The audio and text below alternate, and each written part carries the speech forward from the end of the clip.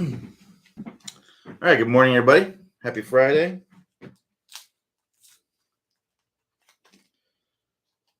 My glasses real quick so I can see the questions. But if you got your questions in, go ahead and put them in there.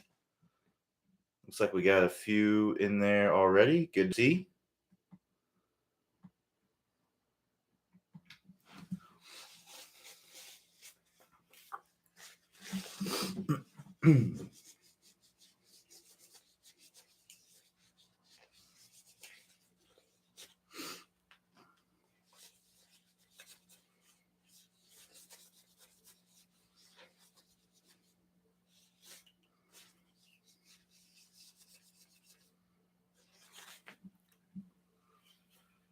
There we go. Much better.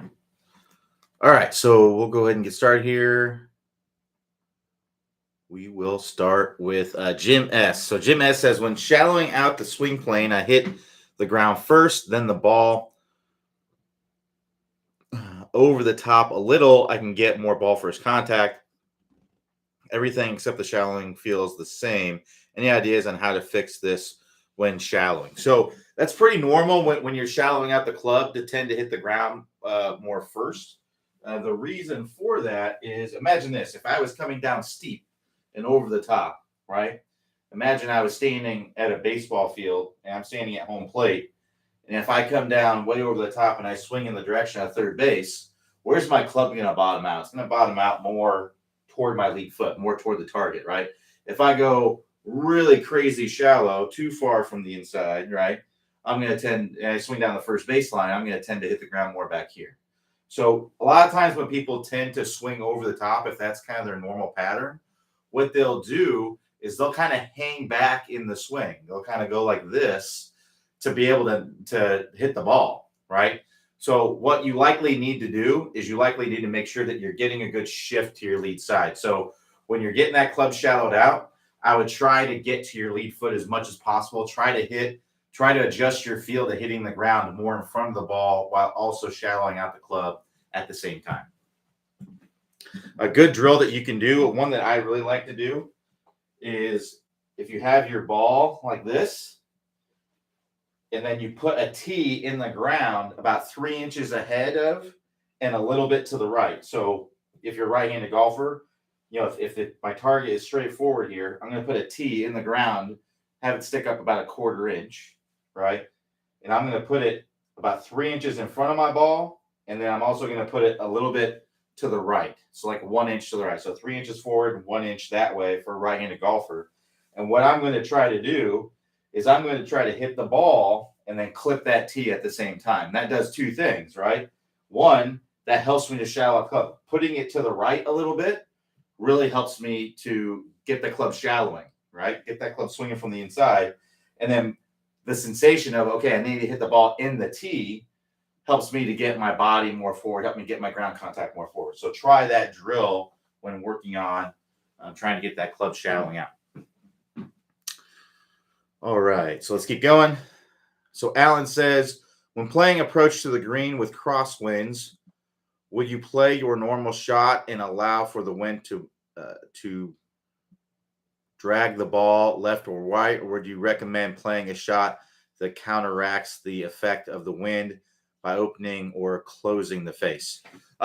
It's whatever you're comfortable with. I mean, generally, hitting, if your normal ball flight is a draw for a right-handed golfer, right, and you get a right to left wind, that can really make the ball curve a lot. If you put a draw spin on it and then you have a right to left wind, that can really, it's gonna basically multiply how much that's gonna curve. So especially if it's a really strong wind, if it's a really strong wind, it's gonna take it a lot.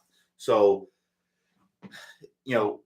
if you can work it both ways, if you're comfortable doing that, then it would be better to kind of hit it against the wind.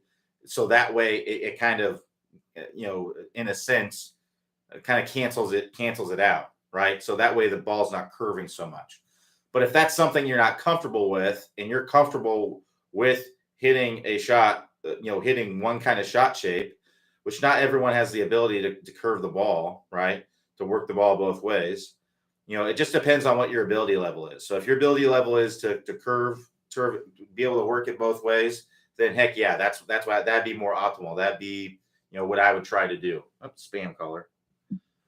But if you don't really have that ability, or you're so much more comfortable just working it one way, just play it to curve a bunch. That's not ideal, but that's if that's what you can do, then that's what you can do.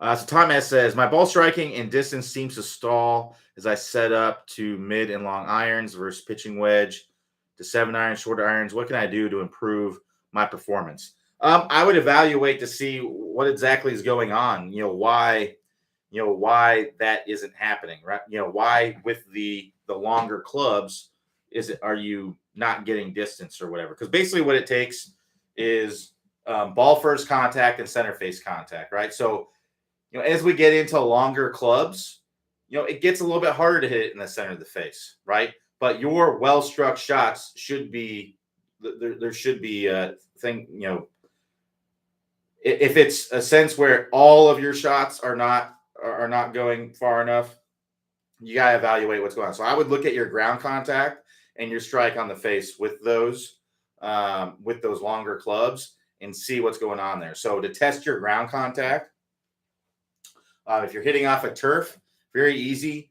Get some foot powder spray it on the ground, spray a line on the ground, and then put the ball on the line, and then see where the club's coming in relation to that line. If you're hitting behind that line, there's your answer, right? You need to get, maybe with the shorter clubs for some reason you're not doing that, and then with the longer clubs you are. Maybe you're putting the ball position too far forward, which is making you chunk it a little bit. That's something that I see quite often is people get with the longer clubs, they just put the ball position too far forward.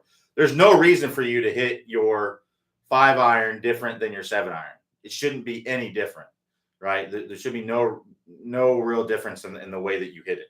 So if you're putting the ball way far forward, that could be because the poor distance could be because you're chunking it a little bit, right? So that's what I would look at. You can also use the foot power spray it on the club face and see where you're hitting the ball in the face with those longer clubs.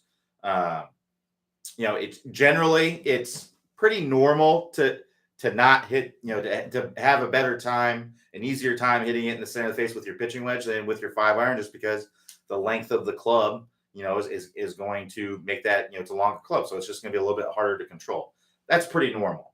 But if it's if your center face strikes aren't going as far, then most likely it's due to you're hitting the ground before the ball too much. So that's what I'd be looking at, getting a good weight shift to the lead side to make sure you're making ball first contact, that sort of thing. All right. So Greg O says, recently Michael demonstrated dragging impact bag through the hitting area. He holds the shaft lean well beyond the left thigh. Is this correct? I thought this would be considered holding off the release. Could you demonstrate where this release is supposed to take place? So one thing you want to understand is the best way to fix any issue in your swing is to exaggerate the opposite, right? So it's what's called the fault, feel, reel approach. So if your fault is to release the club early, then what would be the most exaggerated feel, right? The most exaggerated feel would be to essentially not release the club at all. Does that mean that that's what you're going to do? No. But that's what you need to feel is happening. And I think that's what Michael's trying to do in the video. He's trying to get you to exaggerate a feel. So we want to release the club out in front, right? We want the club to be splitting the forearms roughly about 45 degrees out in front, somewhere in that area, right? But if that's happening, 10, 15 degrees out in front, then you probably need to feel like the club's not releasing at all as you come through in order for it to actually release where you want it to. So again, the fault is early release. The feel is no release. And hopefully the reel is more of a release that's a little bit out in front, right? Or more out in front. So that's what you have to understand. Most drills are going to be an exaggeration of something, right? Something that you're trying to do. if you're just trying to do a drill to get it to look exactly the way that you want to, right? It's most likely not going to be different enough from what you're already doing to really make a change to move the needle at all. So if you want to move the needle, if you really want to make a change, you got to embrace getting out of your comfort zone a little bit and really, really exaggerating it, even though it's going to feel really weird or off.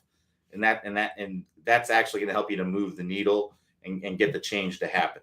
But if you just try to perfectly release it where you want to, odds are you're still going to release it pretty close to where you were doing before. Because if you here's the thing to think about too. If you could just release it where you wanted to, you would already be doing it, right? It would already be happening. I would just tell you, hey, release it out in front, then you would just do it. There wouldn't be any drill necessary, right? So that's what you got to do. All right. So Greg P says, when hitting my ping number 2H off the tee, should I be moving in a descending angle or more level flat? Thanks. Hit it the same way you would hit it off the ground. The club, hybrid is intended, it's designed to be hit off the turf. So when you're hitting it off of a tee, when you're putting it on a tee, all you're trying to do with the tee is give yourself what would be a perfect lie on the turf. Like if you were walking up to your ball in the fairway, it's what you would imagine your brain being the most perfect lie. The ball couldn't be sitting up any better. That's what you're using the tee for. You're using the tee to give yourself the best lie you possibly can. That's all you're doing. So basically that would be maybe just elevating the ball just a little bit, just a small amount to get it up in the air just a little bit to make it easier for you. But other than that, it's not, you're not trying to hit up on it or anything like that. It's not, the hybrid's not intended to be hit that way. You're wanting to hit down and through it just like you would if it was on the turf. So Kevin Williams says, what's the best drill to stop reverse pivoting? I'd recommend working through the stable fluid spine course. There's actually some drills in the, one thing you would have to look at is what's reverse pivoting, right? So with most people who are reverse pivoting, what they're doing is they're either sliding their hips too much in this direction, or their spine angle is leaning this way, or it's a combination of both. So you have to look at, okay, well, if you draw a line on the outside of your hip here, if you look on video and your hip is going on the outside of that line as you're getting up to the top of the swing, you're swaying the hips too much. So what I would do is I would use something like a chair or something like that, put it on the outside of your hip, right? And make some swings where you don't touch the chair, right? So that'd be a good drill to do. If it's, if there's no spine angle or the spine is just leaning toward the target too much, then you need to feel like you're staying in more forward bend, right? Because what's happening when we get too much in a reverse spine angle, but basically what we're doing is we're extending our spine too much, right? Now we want to extend it some, but if we extend it too much, then that will lead to that reverse spine angle, right? So you need to feel, again, this is kind of the fault, feel, real approach.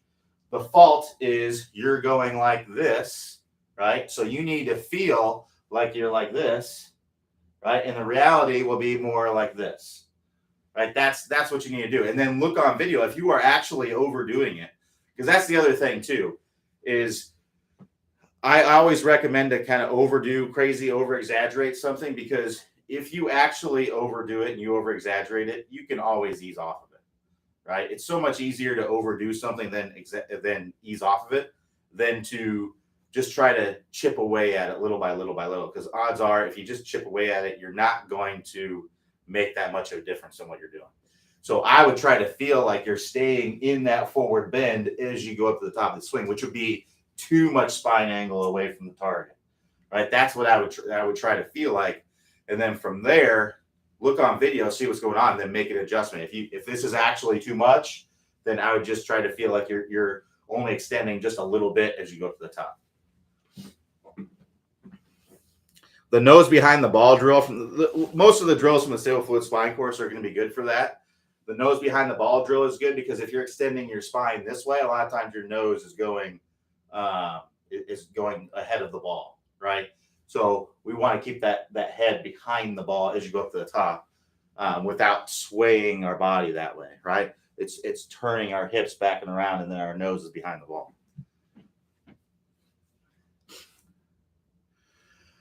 So Ron C says, why does it feel so weird when I'm trying to use my hybrids? I can't get my brain to think of hitting it just like my irons. I can't seem to make good contact to the ball with them. Hard to say. I mean, hybrids aren't for everybody, so maybe you prefer more irons. I mean, there's no reason to hit it any other way. So, you know, I would have to see on video to see if you're doing something different, but there's no way for me to know, because feels are relative. So there's no way for me to know what you need to feel to get your iron without kind of seeing and working with you one-on-one. But what I would say is there's no reason to swing it any different than your 7-iron. There's no difference. That's built to be hit in the same way. What hybrids do for you is they put some of the weighting of it more underneath, which helps you to hit the ball higher, right? So if you don't have a lot of club head speed, then a lot of times hybrids are really, really good for you because they help you to get the ball up in the air, whereas irons can be harder to get up in the air, right? If you're someone who has a lot of shaft lean, right, and has a lot of speed, a hybrid can be helpful, because if you're hitting a 3-iron, right, and you have a lot of shaft lean, that ball's not getting up in the air very much. Now that might be depending on the style of course that you play. And if you play link style golf, that's completely fine because you can just run everything up there. But most golf in the United States is not like that. So if you have a lot of shaft lean and speed, that's why you use a hybrid. That's why I use a hybrid. I have a 3 hybrid myself because if I had a 3-iron, it's just too hard to get up in the air for me because it's hard to get it to stop in there. So Jim says, can you demonstrate on the way you find the right position for your irons? Thank you. What position are you talking about? Be more specific.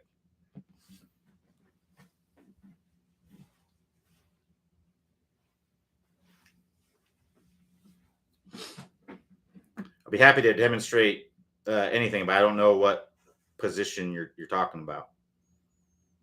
Impact position. Can you be more specific with your question? I'll be happy to help.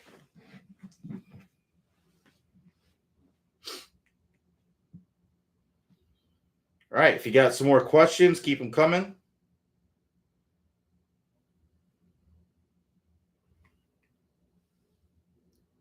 And we got 40 minutes or so left.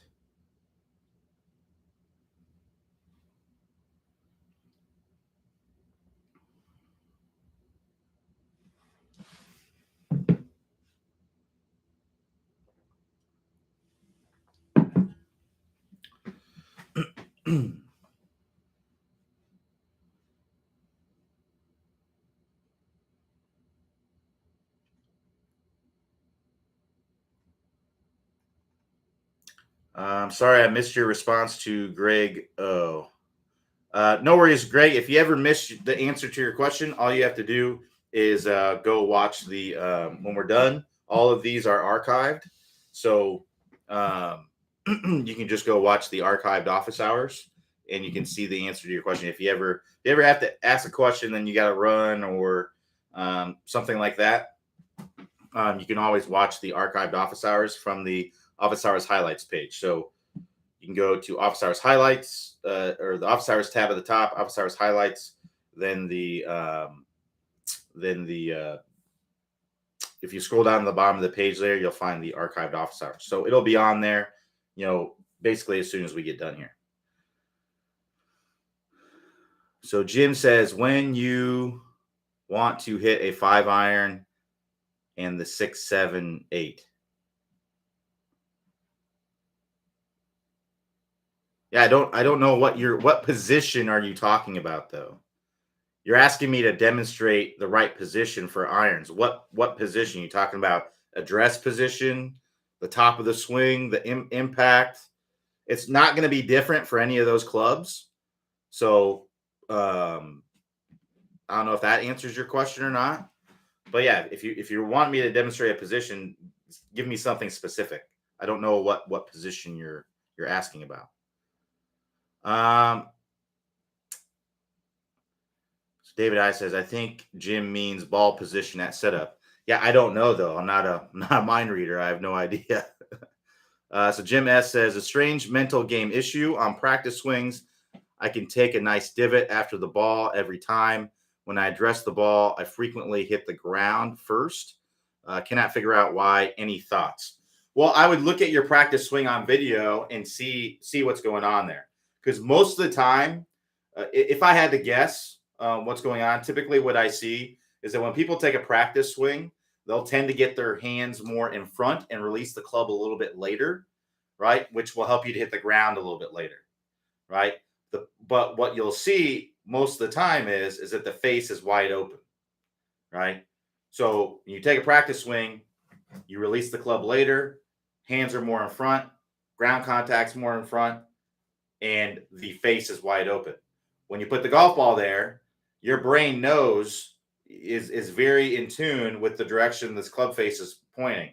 So one way that we can get that club face to square up is to release the club earlier.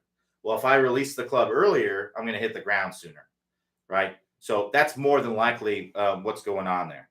So what I would recommend doing is look at your swing on video, the practice swing, compare it to the swing with the ball, and you'll more than likely see what I'm talking about there. You'll see that the face is open. And I would look to adopt a stronger grip that'll allow you to keep very similar wrist angles, most likely coming into contact, but be able to get the hands in front and get the ground contact more in front. I would look at probably getting a better weight shift. Maybe with the ball there, you don't get a good weight shift, and with the ball there, and without the ball there, you do. It's hard to say, but I would compare and then try to get your swing with the ball to match that. All right, so yeah, at address, it's not going to be any different with any of those clubs. 5, 6, 7, 8. Your address position is not going to be any different, right? We're going to have the stance is going to be roughly about shoulder width apart, right? Now it doesn't mean you can't be a little narrower, a little bit wider, but generally about shoulder width apart. We're going to have some spine tilt here at address, about 6 to 8 degrees. Our ball position's roughly going to be straight down from the lead ear, and that's going to be whether you're hitting a 6, 7, or an 8 iron. There's no need to be changing. I think that people take too much, put too much effort into trying to tinker with every single club. There's no need to change your ball position for basically every shot that you hit off of the ground. You could take this exact same, whether you're hitting a 3-wood or you're hitting a wedge. You could take this exact same. Now, personally, with a wedge, I put the ball a little bit farther back in my stance, just a little bit, and I take a little bit of a narrower stance. That's really about it. Everything else is about the same. And then with and let me talk about the reason for that. The reason for that would be, one, if I put the ball more in the middle of my stance with a wedge, that promotes more of a downward angle of attack and a little bit more shaft lean, right? So I like to play it like a lower ball flight with the wedges. It's a little bit more controllable. And then a little bit narrower of a stance promotes less of a weight shift, right? So I don't want to have a big shift to my right side and my left side. I'm not trying to get power. I'm trying to stay more central and then get my body a little bit forward at impact, right? Now, 3-wood, I'm not going to take much of a different stance. I'm not going to get much wider. I might put the ball slightly more forward in my stance to promote a little bit shallower angle of attack to help to get the ball up in the air a little bit more, right? But other than that, there's no really – I think people are making too many adjustments with different clubs, and it's just making it unnecessarily confusing, right? You don't need to be taking drastically different swings with your hybrid or your 7-iron, or it's not. You're swinging a club and hitting a ball right off of the ground. It's not any different, right? So I wouldn't take any huge difference. The only really big difference you're going to make in adjustments is going from a swing where you're hitting the ball with your driver off of a tee that's elevated, right, to hitting the ball off the ground. That's really the only big difference that you're making for full swings. Now, obviously, short game, you're going to be making some adjustments big time there. But with the full swing, the only really big adjustments you're going to be making are going from your driver setup and not so much the swing. The mechanics of the swing are very similar. You need to swing a little bit more from the inside, and you're contacting the ball more forward in your stance. But you're taking a little bit wider stance. You're a little bit more angled away. But everything else is pretty much the same. So there's no drastic difference. Now I know, one thing to keep in mind it's if you're hitting your 5-iron worse than your pitching wedge, it's not because you're doing something wrong necessarily. It's just that it's harder to hit a 5-iron well than a pitching wedge. It's harder because it's shorter and it has the pitching wedge is shorter and has more loft. It's easier to hit, right? It's just generally it's easier. Most people are going to hit. If I took 100 balls and hit my pitching wedge to my pitching wedge distance, and I took 100 balls and then hit my 5-iron to my 5-iron distance, right? My dispersion with my pitching wedge is going to be much tighter than my 5-iron, just because it's just an easier club to hit. The pitching wedge is. All right, so let's keep going here. Having trouble finding a spot to sit down. So Greg O says, when Clay demonstrated using a Frisbee to demonstrate the release, he shows the right elbow in front of the right hip and hips and chest open. Could you demonstrate from that position to the straight line release? Yeah. So if we're here, she just over here. Come on. There you go. Right there. Sit down. Right. It's usually where she lays down. For some reason today she wasn't wanting it. So if I'm here, right, this would be my impact. There's a straight line release. So everything's just continuing to open up, and then the club's releasing out in front.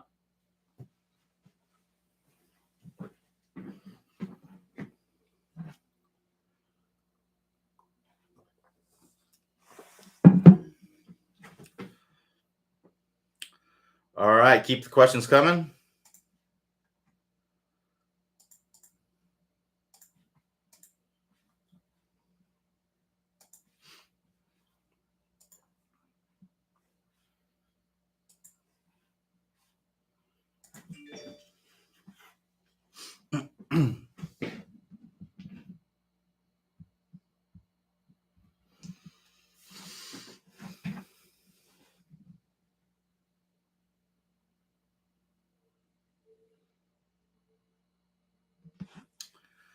A little sooner in the downswing, hip high.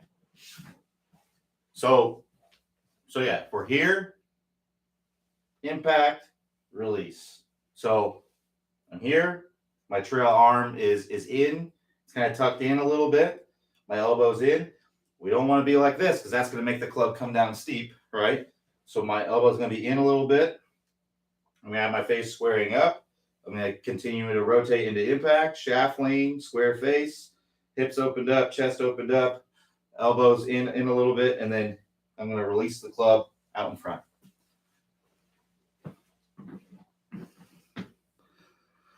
So Jim says, so the address is mostly off the left ear. Yeah, so if we're getting the setup here, I have my good spine tilt. If I have this club hanging from my left earlobe, and I drop it straight down, that's basically where my ball position. That's generally going to be a good ball position. Now, it doesn't mean that you can't hit the ball better having it slightly more back or slightly more forward. It just means that that's a good general ball position. If you look on the PGA Tour, not every player plays their irons from the same place. It's going to differ from player to player. Everyone's got different swings, right? So that's just a generalization. So if you take it down from your left ear, right, your lead ear, and you find that you don't hit the ball quite as good there, but if you put a ball back from that, you hit it better, then great, do that. A good way to kind of find what the best ball position for you would be to hit it from every ball position. Play it off your back foot, hit some shots, see what happens. Put it a ball forward of that, hit some shots, see what happens. Put it a ball forward of that, hit some shots, and just keep on going through until the ball is like all the way up here with your irons. You're going to find somewhere in between there is going to be your optimal ball position, right? So usually, though, that's going to be around where that lead ear is, or straight down from that lead ear, which basically puts it slightly forward to the middle of the stance usually. So Jim S says, I like the T drill you describe, which lessons in the TSG system will help the most with hitting the ground after the ball? Probably, I mean, so they all in kind of more of an indirect way, some of them have something to do with hitting the ground after the ball. So like if our spine angles are incorrect, we're going to have a hard time hitting the ground in the right spot. If we don't get a good power turn, we're going to tend to rush the downswing, hit the ground earlier, right? If we are casting the club, we're going to tend to hit the ground earlier if we're not getting some good lag in the start of the swing. Compression line, I would say, is probably the most direct. If we're too far angled away, we're going to tend to hit the ground way before the ball, right? So we want, with our irons, for shots that we're hitting off the turf, we want that compression line to be either vertical or just slightly angled away from the target. Most people are going to tend to do better if it's a little bit more vertical because most people tend to have an earlier release. So if you have a later release, then you can get away with being a little bit more angled away because that's another thing that dictates where you hit the ground, right? So if I'm here and I release the club, I'm going to hit the ground early. If I'm here and I release the club a lot later, I'm going to hit the ground a lot later, right? So if most people have an early release, I would say 85% of the people that send me lessons, right, that join my unlimited swing reviews and send me their videos. You know, I haven't tallied but this is purely anecdotal, just based on kind of like, you know, how many out of 10 do I see? I would say, you know, 7, 8, 9, somewhere in there out of 10 are going to have an early release, right? And if you have an early release, you're going to tend to do better, have better ground contact if your compression line is more vertical at impact, right? If you have a later release, you can get away with being a little bit more angled away. So, so I tend to like to see people, especially as they're working through the system, get more vertical with their compression line with the irons. Now with the driver, we can be more angled away because we want to hit up on the ball, right? But for irons, we can have more of a downward. We want to have more of a downward angle of attack on the ball, and that getting the compression line more vertical is going to promote that. I see a lot of times people with early releases who tend to chunk the ball. They look like this at impact, right? They're too far angled away. If they had an early release and they were more like this, right, that could help them get that ground contact to be more forward. So, and then once they start to work on the release and they get the club releasing more out in front, well, then we can start to work toward getting a little bit more angled away if we need to. So, yeah. But if you want some drills to directly work on getting ball first contact, I'd recommend checking out our Stop Chunking and Topping course. So it's a course with drills that are directly working on getting rid of the chunks and the tops. And usually the chunks and tops are typically, you may not be topping the ball, but you're close to it. You know, the only difference is you're just hitting the ground, with the chunks. So if you want to check out the Stop Chunking and Topping course, click the house icon at the top of the page, which will take you to the homepage. If you scroll down the homepage, you'll see a list of all the courses that we offer with your membership. There's 20 plus courses. So we got the top speed golf system, we got the putting system, we got the chipping mastery, the wedge system, the 20-minute distance fix, the shallow course, Stop Chunking Topping, slice course, hook course. There's lots of courses in there. So lots of stuff to help you with your game. All right. So Greg O says, great. Thanks. No problem, Greg. So Jim S says, I think my angle is way too much like the driver. When I get more upright, it seemed that the nose gets a bit in front of the ball through impact. Is that okay? Or does the nose stay behind through impact? It should be. If it gets a little bit ahead, that's fine. As long as you're getting ball first contact. If putting your nose behind the ball so much makes you chunk it, then it'd be better to be a little bit more ahead. And then once you work on getting your release better, you can get more angle away. So Jim says, thank you, Q. You made it easier for me to address the ball. No problem, Jim.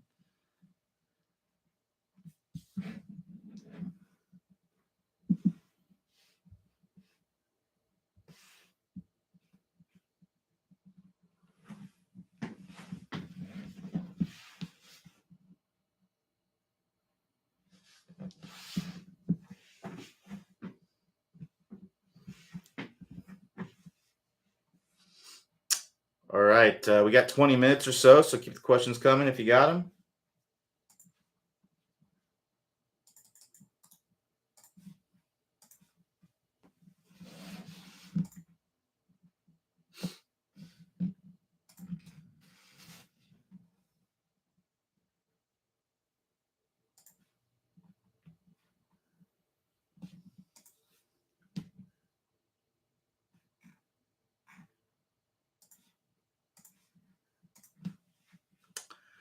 All right. So Rick says hitting longer bunker shots, fats, any suggestions?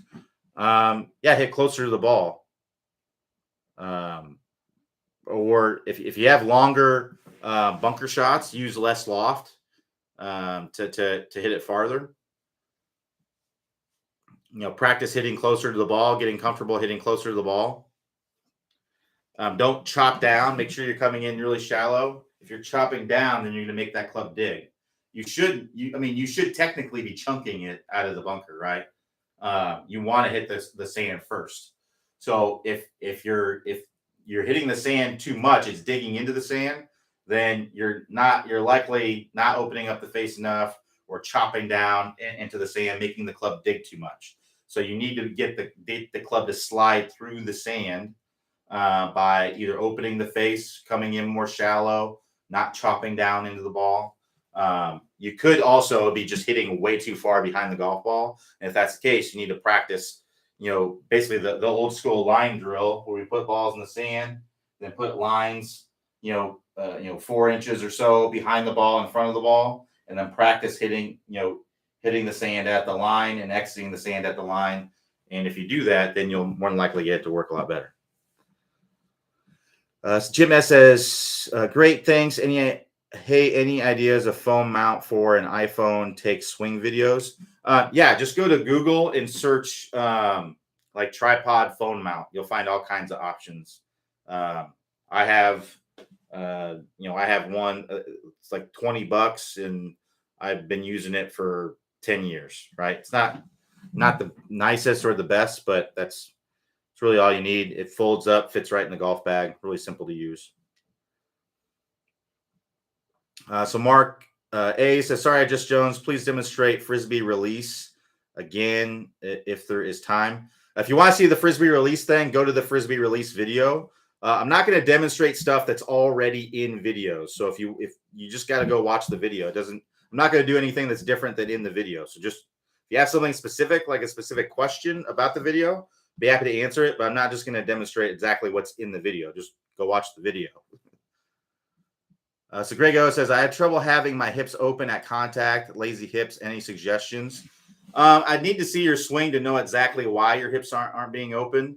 It's more than likely not because your hips are lazy. It's more than likely because you're not opening up your hips, because if you did, it would make you hit a poor shot, right? So, for example, let's say you were coming down steep, right? Well, if you're coming down steep, you have to stall the hips in order to hit a functional shot. If you don't, let's say you were steep and you rotated the hips, well, look, that club's just going to come down even more steep, and your brain knows that. So what will happen is you'll come down steep and then thrust the hips forward, which won't allow them to open, and then flip, and then you'll flip from there, right? So that allows you to hit a functional shot, but but it's not optimal, right? So if you want to get the hips opening up, you got to get the club shallowing out. So that way, if you rotate the hips, it comes down on plane, right? So more than likely, the 20-minute shallowing fix is probably the best place to go, because more than likely that is a big reason why you're not opening up your hips. So So that's what I'd be looking at, but it's hard to say without seeing your swing. So Brian G says, I saw you demonstrate how it should feel through impact and release with the use of an alignment stick extended above your club. I haven't been able to find that demo. If you know which one I'm talking about, would you mind showing it again? So yeah, just go here. I'll just search you the video. So on the website, we actually have a really good search engine. You can find if you know kind of a keyword or something that's going on in the video or anything like that. So I know in that video I talk about the release, right? So I'm just going to search release, and then seeing it right here, it's the second option. So I'll just put it in the chat window here, and that's the video where I talk. There's a couple other videos where I talk about that as well, but that's the most recent one.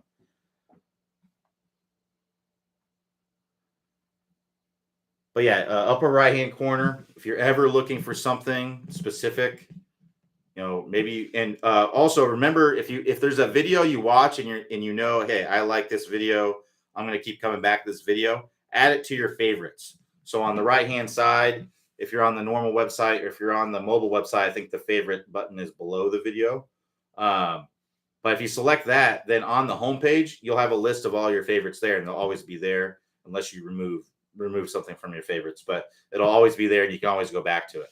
But if you have a video you forgot to add to your favorites or something like that, and you know anything about what's in the video, any key, especially in the title, if there's any keywords that are in the title of the video, you can search that in the upper right-hand corner. There's a search box. Select that. Put in, like I just searched release and found the exact video that he was talking about. Right. If you're on the mobile site, the search engine is a little bit harder to find, but you can still get to it. Upper right-hand corner, if you select that icon, they call it a hamburger icon. It's 3 horizontal lines. You select that, that will expand a menu. And if you scroll down to the bottom of that menu, you'll find the search box there. So Brian says, thanks. No problem, Brian. Glad to help. All right. 15 minutes or so left. And then we head into the weekend.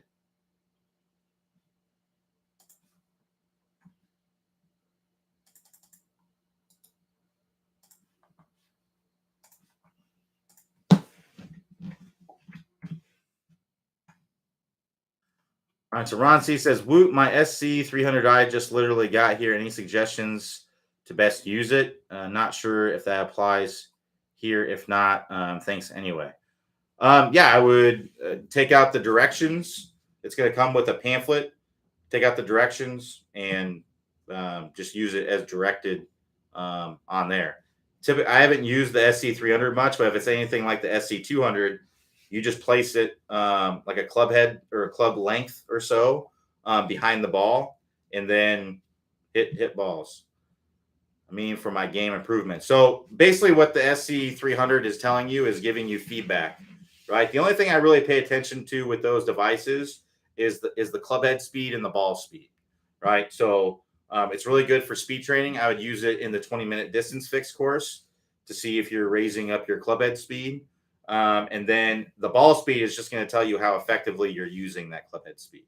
So, with the driver, getting the ball speed to be 1.5 times the club head speed, that's ideal. So if you're swinging 100 miles an hour, you want your ball speed to be, if you're using normal golf balls, you want your ball speed to be roughly about 150 miles per hour. If you're swinging 100 miles per hour and your ball speed's 130 miles an hour, that means that you're not using your speed effectively, right? You're hitting it off the toe, you're hitting it off the heel. You're not transferring that energy to the golf ball the way that you should be. So, I would use it in that way to make sure that to see how much speed you're getting and to see how much, to see how much, how you're effectively using that ball speed. Now, keep in mind that 1.5 number, that's just with the driver. That is going to go down as you go down through the bag because, with a wedge, you're not going to be transferring as much. I could swing a wedge 100 miles an hour, my ball speed's not going to be 150, even if I absolutely pure it. It's going to be, it's probably going to be like, I think with a wedge, with a full swing, you're probably looking at 1.3, maybe, depending on 1.25, somewhere in there. If you want to get a good idea of what smash factors are good, club head speed to ball speed, if you go to Google and you search TrackMan PGA averages, you'll find a chart. If you do an image search, you'll find a chart that shows you what the what the PGA, where the PGA Tour players are at. So if you're getting close to those numbers, then that'd be good. I don't know what the full capabilities are of the SC300i. I've never used it.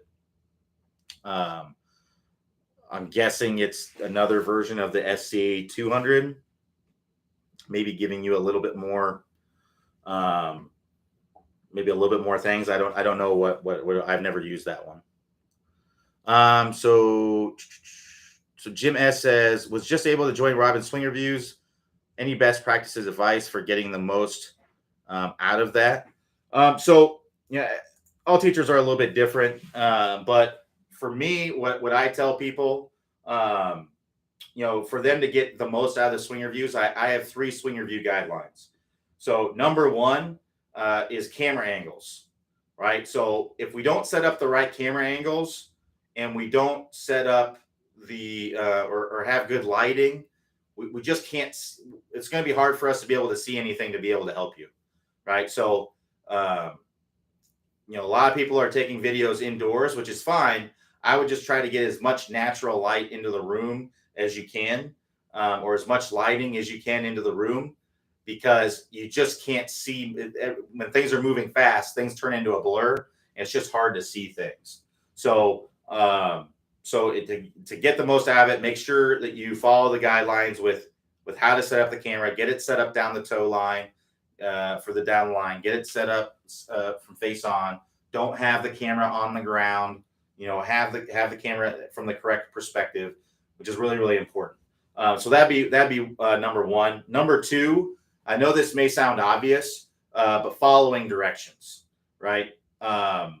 So basically what that means is if we give you a drill, you need to go work on the drill. And then, I don't know what Robin does. I can't speak for him, but what I tell us, I give students specifically what I want to see in the next videos and what I want them to do. But time and time again, I get students that go off on a tangent, and that's kind of where, so here's the difference between an in-person lesson and an online lesson, right? In-person lesson, right? I'm basically doing everything for you, right? I'm setting up the camera myself to make sure the camera angles are right. I'm asking you questions, and then you're giving me feedback, right? I'm, making sure that you're following my direction, right? Those are the advantages of taking an in-person lesson. The disadvantage to that is that you have to pay for me to do all those things, right? You have to pay for my time to be there, right? An hour lesson costs as much as a month of online lessons, of unlimited online lessons, right? So if you know you're someone that's just not going to be able to set up the camera correctly, not going to be able to follow direction and go out and do it on your own, without somebody having to tell you on every single swing to do X, Y, or Z, then I would say online lessons may not be for you. But it's a huge advantage. The advantage of an online lesson is that you get a lot more lessons for your money. And we're also basically on retainer for you, meaning if you have a question, you're working on something, you have a question, you just email us and you ask, and we'll answer it. Or you send us a video and say, hey, I'm having trouble with this, and we'll do that. Whereas, when you do an in-person lesson, you just get that hour and that's it. We send you on your way. If you have any more questions, you kind of have to come back for another lesson, essentially, and then pay for another hour, right? Or 2, or whatever you do. So really, for me, it's set up the correct camera angles, follow the directions, and then provide email feedback. So don't just send your videos back and say, here's my videos. you need to send your videos back and say, here's what I'm sending you. Here's what good. Here's what bad. This was my ball flight on my good ones. This is my ball flight on.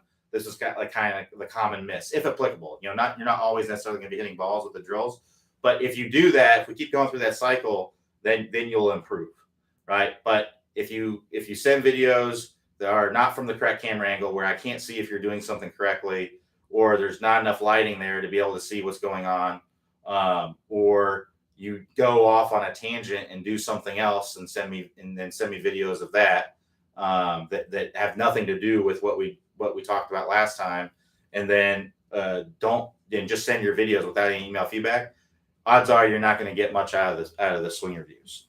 And a lot of times, if I have a student doing that in my online lessons, basically, if it's bad enough, the lesson is just me asking them to do it over, right? And then you kind of wasted your time, right? So if you send me videos where you just went off on a tangent and did something else, and it's not applicable at all to what we're doing, then the lesson is going to be me just telling you to go back and watch the last lesson and do that, right? So that's how you get the most out of the lessons. So John P says, hi Q. For short pitches or chips and pitches, is there a forward shift to start the downswing? This is like a 10-yard shot or less. There can be a little bit. So if you're trying to drive it in lower, you can definitely get a little bit more of a shift forward. So generally, for just a stock shot, there really doesn't need to be much. You're going to have most of your weight on your lead side, and then it's just going to stay there, right? So I'm going to have 75, 80% of my weight on my lead foot here, and I'm just going to keep it there, right? So I don't have to shift forward because it's already there. If I'm trying to drive it in low and get my hands a little bit more in front, right? Then I'll start out with my weight there, right? But then I'll kind of move forward into it a little bit more if I do that. So if you're trying to drive it in lower, there can be a little bit more of a forward shift. But for standard, I would just have your weight there and just keep it there. So Ron C says, thank you, Q. Mine would be more for LPGA Matrix, LOL. LPGA Matrix. Oh, I see what you're saying. Oh, I got you. As far as like the speed goes. Yeah. So, I mean, it'd be kind of good to compare to see, how, for the, if your club head speed's kind of lower, more toward the LPGA numbers, right? It's good to see the differences, right? Because for a PGA Tour player with their driver, they swing more level, right? Which helps them hit the ball lower. Well, they have the speed to support that. That's not optimal for distance, but when you have enough speed to get away with that, then it's fine, right? It's typically going to be a little bit, for a PGA Tour player who hits the ball in the center of the face pretty much every single time, and has plenty of speed, you can get away with hitting very level or just slightly down on the ball a little bit to give them a little bit more control of it. But I will tell you, the players that are when they're trying to open it up and hit farther, they're hitting up on the ball. And basically all LPGA Tour players are hitting up on the ball because it's hard to hit it real far if you don't have a ton of speed, if you're not hitting up on the ball a little bit. So you'll notice that the driver numbers, LPGA players are hitting up on it, and PGA players, the average is kind of more level.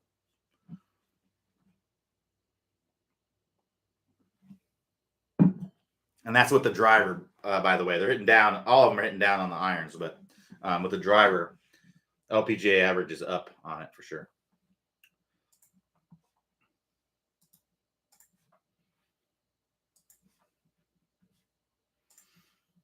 All right, we got a couple minutes left. If we have maybe one or two more questions.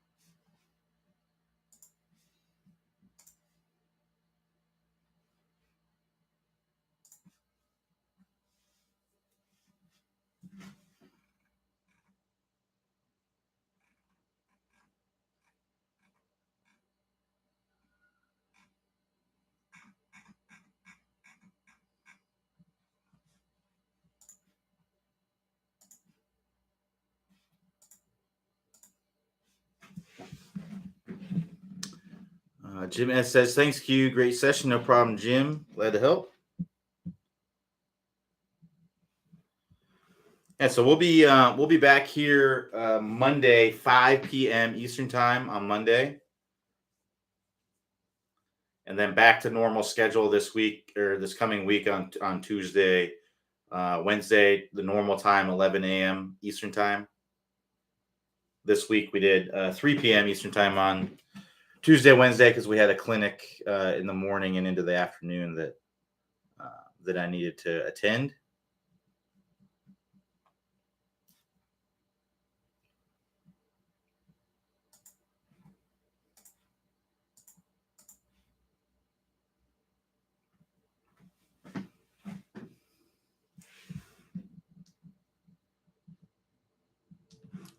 All right, we'll go ahead and wrap it up right there. Thanks, everybody.